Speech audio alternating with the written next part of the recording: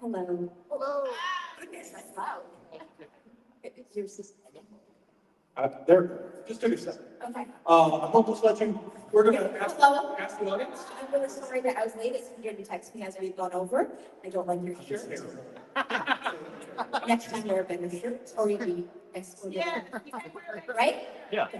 She knows it. I refused to do a picture with her a couple years back. Now we did it because I got a jerk.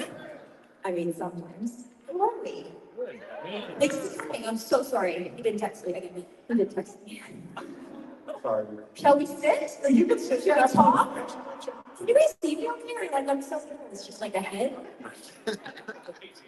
Should I talk? So you can talk whatever you there was want. this one time back in 2023 where I had a steel cage match. Anybody see it? Yeah. Cool. So, what do you mean? Question? Great. So let's start with question three. Hi. Hi. First of all, thank you, Trish. Perfect way to start. Actually, maybe we should start again. Hello, everybody. Trish. Thank you, Trish. Thank you, Trish. Thank you, Trish. Thank you, Trish. I wanted something was missing. I can get into this. I don't just do camera. I didn't help me. A lot of thank you. You came into wrestling at a time when really there weren't a whole lot of role models for women. And in some cases, we're finding out not a whole lot of role models for men either. Right. You became not only an icon, but a legend, and have gotten to a point where the wrestlers of today see you as the blueprint. And I'm curious as to how something like that feels. And is there anybody that you are seeing now that the next generation is going, clearly not Becky Lynch, but is there anybody right now that you see that we as fans should keep an eye on? Ooh, that's a great question. So, how does it feel? First of all, surreal. You know, and Amy and I always talk about Amy, my former best Friends and rivals. You said I was your best friend, so. Yeah, and today. Okay. And areas of something. We were talking about this while we were doing what we were doing at the time. We were young, 24 years old or so, doing these really cool things, and of course, evolving the role of women, right? So we knew we were just like this sideshow, it's fine. But then we realized there was opportunity. We realized we were getting our own fans. We were getting the reactions that we needed, things like that. You guys want to move in closer? So I feel like I'm not, or maybe like here-ish. Come closer, you're okay. I don't feel like it's. Yeah, you're good. That's why I like this. So many here. So and so it was like we did our job and going to work and doing our matches, and we get more opportunities, and we're starting to be like, okay, they're giving us more opportunities, closer to men's opportunities. We had to create it. We had to go out and have that match that would be deserving of getting that time slot. To the point where eventually in December of 2004, we had the slot main event. And I remember that day we were just like, we thought, first of all, we thought it was a joke. They were playing us. We're like, the guys are for sure sitting in the back with us. It was like, we're the main event. Like, that right here. But we thought it was actually a red, but it wasn't. We were actually both in the main event. And we didn't realize at the time, I think we were just like, just get through tonight, just show that we can do this, just don't suck, basically, was what we thought. We did the match, and we never thought, we did, looking back now, like, I mean, how many years, almost 20 years later, we never really thought, like, this moment will be that moment. That really is the bar, right? It's like when people, like, if you talk about people watching, like Charlotte was saying, she saw that match. I'm getting goosebumps thinking about it, right? She saw that match, and she's like, I want to do this. And Natalia, this is a great story. I would say Natalia, because, Natalia obviously grows up in her family, like, that's her life, surrounded by it, expected to do it, did it. But she said it wasn't until she saw me that she was like, oh, that's now I can see myself doing this, And so when you're doing it, you're 24, or 26 years old, whatever it is, you're not thinking about the impact, really. You're just doing what you can do, obviously delivering, trying to set the bar for yourself, almost, right? And not realizing what a generation thing or the impact it can make. But yeah, so that was obviously pivotal for us. And obviously the history now, we see it was definitely running the ladder where we are today. And it wasn't until, and again, do our work, retire. Even when I got the call from Hall of Fame, I was like, really? Like, you know, I knew I had a career, but I didn't really, I was like, am I worthy of the Hall of Fame? Am I worthy of the Hall of Fame? Yeah. You deserve it. I love it. Easy. And so, and then I was like in 2018 Royal Rumble, and that was the first time where you would see like older, like sorry, the current again, we sort of talking about like who's the dream match, knowing that we can mix it up in the ring, and like who are you inspired by, who do you hope to mix it up with, and then I kept seeing Stratus, and I kept seeing stuff that makes it, or you know, and you're like, oh my gosh, you didn't realize the impact until you actually saw the current generation rather than just the stuff that Amy and Jazz and Victoria and all of us did back then. So that was like the sort of the realization. I love the fact that I got to come in at that point and, you know, dip my toes in their waters and do the stuff that makes face off, you know, and into the 90s because we've never had a chance to do anything together. So it was really special. And so, you know, so now, of course, those girls now are just blazing this trail. You see them doing like, you know, obviously the stuff that we didn't get to do. You know, that was like a big deal. Now we do it every week. It's not a big, it's a big deal, but they're just that particular, those performers, female or whatever, doesn't matter, deserve that spot. And that's what they're trying to do. It's amazing. And so, yes, the current crop, I mean, oh gosh, there's so many great role models. I mean, this one here, Becky Lynch. We jest, of course, but she was, you know, because I was able to go back and work with her. It was so nice to see. And I wasn't necessarily one of her influences either. Like, you know, just what we were doing at that time, sure, but she's never really said like Trish Stratus when I saw her, you know, that kind of thing. So, you know, we got to clash, have different styles, you know, kind of like represent this generation, she represented the current generation, and to face off, I thought it was super cool. But she's got such a leadership way about her, and you know, the way she's just done. At one point, right, she was probably more than any other male or female. She was the number one, you know, gal or superstar, period. And so that's obviously such a milestone. And so she's just, I look at her constantly for the work she's done, but what she overcame, but also as a mom. You know, I see like a lot of the women back in my day, like we were younger 20s, we didn't have kids. Nobody had kids, right? They were just, we were doing what we were doing. Kind of like kids came later, maybe they came for us. And now you see these girls are juggling mommyhood as well, which moms, it's something, right? Like, you know, it's a struggle, it's a juggle, right? So seeing, like, you know, seeing she does as a superstar and then as a mom juggling as well, and I really connected with that. And I enjoyed taking this. So, you know, yeah. Other questions? Sorry, that was a long answer. Hi. When you mentioned about women definitely like getting the respect that they earned in the business, even when during the men, like when the war games happened, you yourself, if you were a team captain of the war games team, which superstar, women's superstar, would you pick to be on your team? Right now, the current. Yeah, Kurt. Huh, that's a good one. Who's that? Tippy Stratus. You guys like them? Do we like a little time? My like them? Do we like Tippy time? Yeah. Some people make them hard. Okay, so I would say, so how many is five? Sure. Yeah, I think it's fine. I think Your it's, rules. What is it for? It's Trish rules. What is it? It's 4 or 5. Started off as 5, it's become 4. Okay, so four. Okay, 4. So myself? yes. Yay. You know, yeah, Yeah. why not?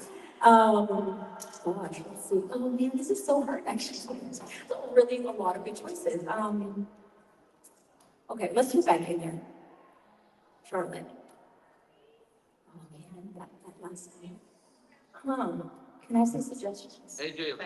Bailey. Rhea. Rhea. Oh, it's too many. Okay. Bianca Belair. Any of them. Okay, hold on. This one is really good. What would be interesting to people?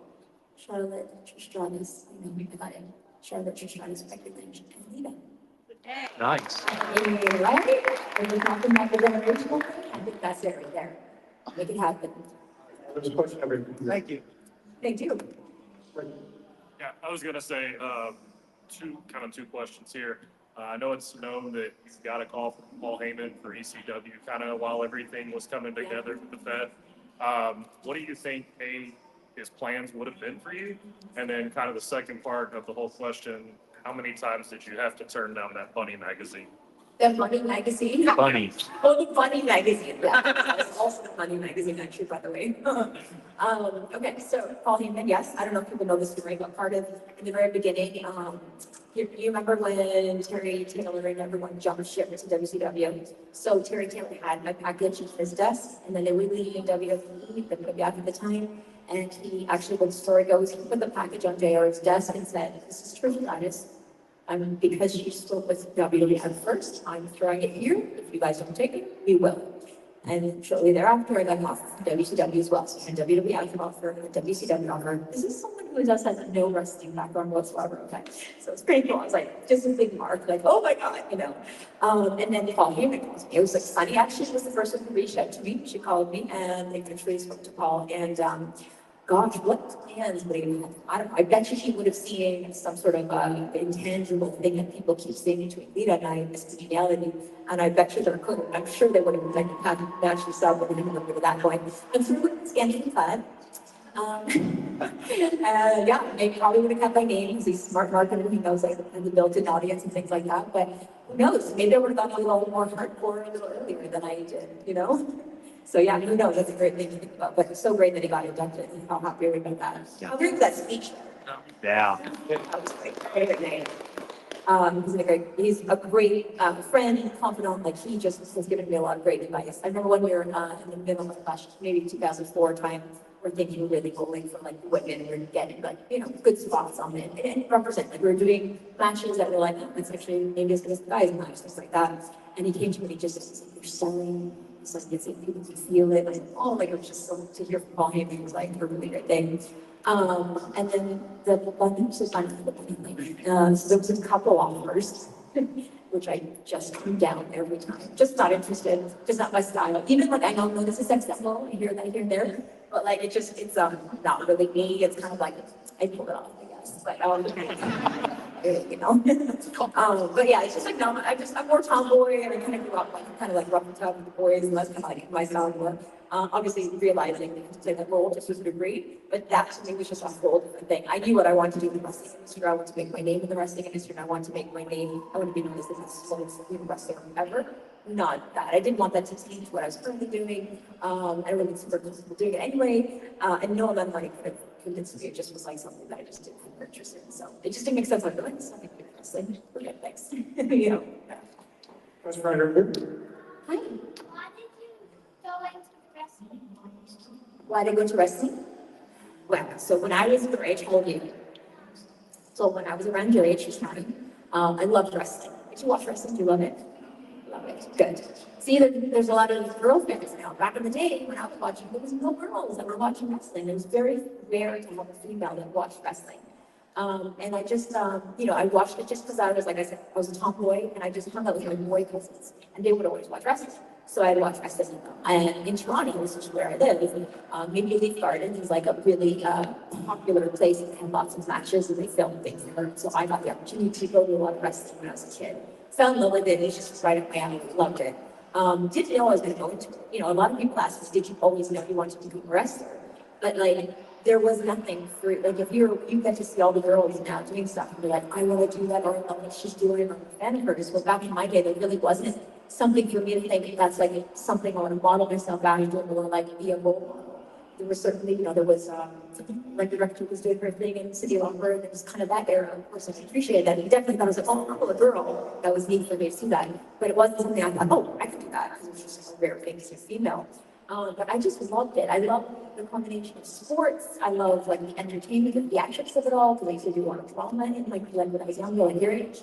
And then I never even thought, even as I was I became a fitness model at one point, and I got the chance. Somebody who was another wrestling, his name was Michael Hayes. He actually saw me, and he's like, you should get into wrestling. And I was like, how do I do that? And he's like, just send yourself. And I was like, okay. So I sent my stuff to them. And so my motto in life is preparedness meets opportunity. Because you never know. When you get an opportunity, you never know what it could turn into. And if you're not prepared for it, then you may not have the ability to maximize it, right? So I thought, well, it's a wrestling company. I might look the part. What can I wrestle? No. So I went and found out where Edge trained. It was in Toronto, obviously, my fellow Canadian. And I went to the gym and I started training and I loved it right away. Because, you know, as a kid, you grew up watching, everyone knows how to do a body slam. And actually knowing how to do a body slam, right? So I got right into it and it just picked up really naturally because of my sports background. And yeah, when I got the opportunity at first, I wasn't wrestling. I was just kind of being the girl on the side. Then eventually I was like, I'm going to show them that the girls can do what the guys do. And then I started to do a little bit more, and I just started to like, instead of pulling the hair, I was like, I'm going to, you know what I mean? Just little things like that. Because, you know, when I want to do girly matches, I want a real match, you know? So that's how I got into it. We're really lucky that you guys, that the universe really liked what they saw. They liked that the women were doing the same as the guys, you know, and accepting us as performers. And yeah, and then I guess in 2001 was the first time they brought the women's championship and gave us something to fight for. And then the rest is history from there. Thanks for your question. Hi, Charlotte. How much input do you get into your storylines? And what would you do? I'm sure this has happened several times. You've got some of those terrible. And, you know, you're just like, oh, this isn't going to work. What did you do? So when it said, so my way of saying no is I go, so no what, right? So I would give like a no, but I call for something in its place, you know, knowing that you know we can achieve this, we're trying to like make this story, we're trying to show this narrative, whatever it is. And so I would say just because I'm not doing that, like, and there's some people just like flat out refuse and just are something about it, and, you know, but there's like, you know, but how about we do this? Or how about we can achieve this by doing it this way? So there was a few instances that I got stuff, but I never did anything I was uncomfortable with. You know, I made sure I was comfortable with everything. I made sure that it meant something. There was always a reason or some sort of foreshadowing was happening or something that's going to happen eventually. And input, I'm known as a bit of a control freak in the back there. And I like to have my hands. I just saw an interview Bruce Richard did, and he said the word he used was she was relentless and would not take no for an answer. I was like, that sounds like me. So yeah, I just, you know, there was times where they would get us stuff and I was like, you know, like you know, like we're starting to get more matches. We were excited about that. And then one day I remember Stacey and I showed up at Thanksgiving and they're like, bring people a match. And we're like, oh, man, like we had moved away from that for so long. And also it was like, that was the novelty of it being Thanksgiving, right? So we're like, oh, and I said to Fit, I remember being fans, I'm so bummed. Like, I don't want to do this, right? And we're like, you know what? We tried to change it. They wanted it, we got it together. So sometimes we just go, what can we do to make this lemons into lemonade? And I was like, all right, man, I'm doing a secret gravy bowl match, and they throw it off the stage. That's how I'm starting this match. So, yeah, remember that part. So hopefully remember that part and forget that somebody started talking afterwards. But yeah, just trying to make the best of our situation. There's a time to pick your battles. Like, it's like, okay, I'm fine, we'll do the gravy match, but we're gonna make it like, you know what I mean? So, but yeah, I knew I had a lot of input, and then it just, Vince was great. He really allowed me to have a lot of creative input. And then when I went back, I was able to, you know, we basically achieved what we wanted to with me and Becky's longer than expected year. And it was good. Yeah. Yes. What was your favorite wrestler growing up? Oh, Roger Man. Where's Lee? Is Lee here? Oh, there was a guy that had a nice savage. Oh yeah, Macho Man was my guy for sure. Like he's the perfect combination of Miles. No, where's he? Okay. He's the perfect combination of sportsmanship and athleticism. You know what I mean? It just was like I loved his style, I loved everything about him. He's my guy. Yeah. Hi, nice shirt. Yes, I'm repping Trish. Yeah, you are. Two quick questions. One is, I don't know if you've had anybody ask about this, but how did you come to be on the original soundtrack doing I Just Want You? I wanted to hear My about it. incredible voice. Yes, you do have an incredible voice. And let me say it's amazing. I know people probably don't give you credit for that. It came off okay, but when people, I'm like, who was it? When did they? Oh, I was doing a speaking engagement in, I think it was London or it was London and Scotland recently. And he said to me, you know, I was supposed to do it before the pandemic. And he said, we've been wanting you to come over here for so long. He goes, I just knew and I couldn't get you up the pandemic. He goes, I just knew that I just wanted you. I just want you. I just want you. And then this soundtrack plays in front of everyone. Then I kind of sang a couple bars, you know, I wasn't afraid. I sang a couple bars. That was just, honestly, WWE was just everywhere. There were so many opportunities. We were doing stuff that, like, probably wrestlers shouldn't do. Like, we're music. I remember because me and Amy, like, they obviously gave me something close to our personalities and what, like, you know, Trish was the character and, you know, the character, like, and yeah, this, you know, I guess mine was the sultry voice, the singing, you know, whatever it was. Then hers was the punk rock. And then, yeah, I remember the night we were supposed to get flown to Connecticut. We were in the studio the next day with Jim Johnson, right? And then we were in the hotel, we're like, what are we doing? We're learning a song tomorrow? Like, what is this? Like, this is so wild. You know, in retrospect, of course, so thankful for these cool opportunities. I think it became like something, Billboard Shark Conquer, I don't know, whatever they call it. But yeah, so it's kind of neat. Like, I'm so thankful for along the way, these crazy, who would have thought opportunities that I got. But I mean, and I also have a great voice, so it's great. I'm kind of doing these fantastic things, but if you like it, good. When they put it on, I'm just like, oh, I don't know. Sounds when they order big for the thank you. Sadly, we have pumped it in there at time because we've got a photo op. We're gonna do that. Okay, I got an idea though. There's some people here for the photo ops. Some people for photos, so let's not be late for that. But I'm gonna be at the table, come over, and if you haven't had a chance to give your, ask your question, or you're not a public speaker, you don't want to ask in front of everybody, come to my table and let's chat. Sound good? Thank you guys. Let's go.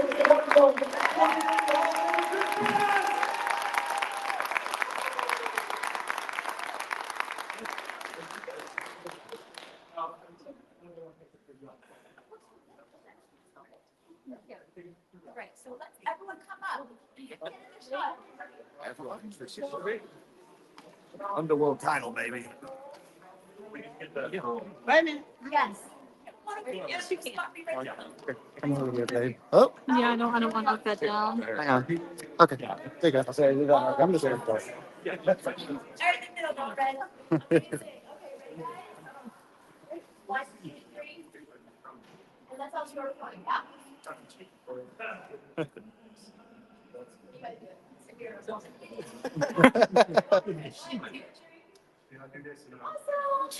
We love you, Trish.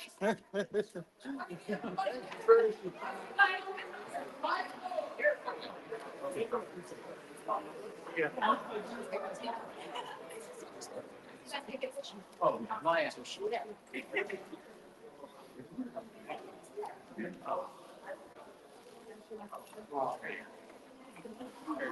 And there was a thing with Thank you, guys. Foxy and Nikki. Yeah. And Alexa was leading the group. I forgot what paper it was. But they were saying before that, there's Evelyn. But before that, there was rumors that I grew up as a fan of it. I really get to see when I was. I haven't seen, no, I haven't showed her.